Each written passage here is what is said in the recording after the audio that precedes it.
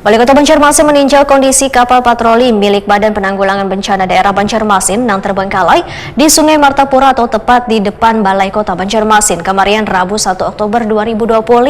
Kapal yang diketahui merupakan hibah dari Badan Penanggulangan Bencana Nasional ini tampak memprihatinkan. Sebagian badan kapal telah tenggelam sedangkan bagian permukaannya dipenuhi lumut wan kotoran akibat bertahun-tahun terabaikan. Wali Kota Banjarmasin Muhammad Yamin meninjau kondisi kapal patroli milik Badan Penanggulangan Bencana Daerah Banjarmasin yang terbengkalai di Sungai Martapura atau tepat di depan Balai Kota Banjarmasin kemarin Rabu 1 Oktober 2025.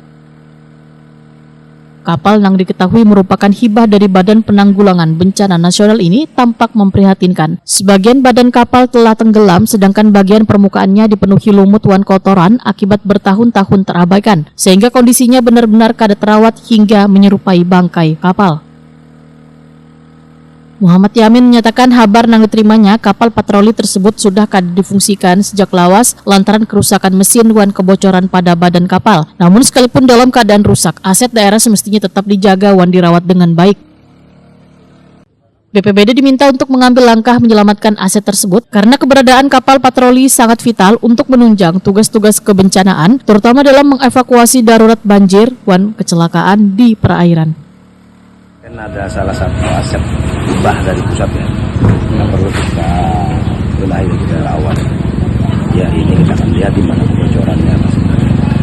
Lalu harus bisa memanfaat lagi dan kita manfaatkan lagi untuk di BPBD.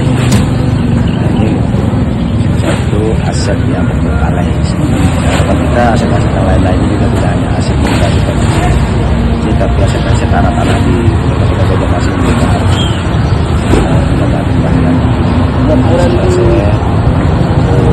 jaga dengan sebaik-baik dan dirawat baik.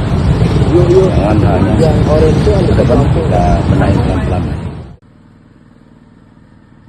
Dalam kesempatan ini, Muhammad Yamin menyoroti pula ketiadaan shelter atau dermaga khusus untuk menyimpan armada sungai di Banjarmasin. Akibatnya, kapal-kapal operasional hanya dibiarkan terpapar panas matahari wan hujan sehingga mempercepat kerusakan.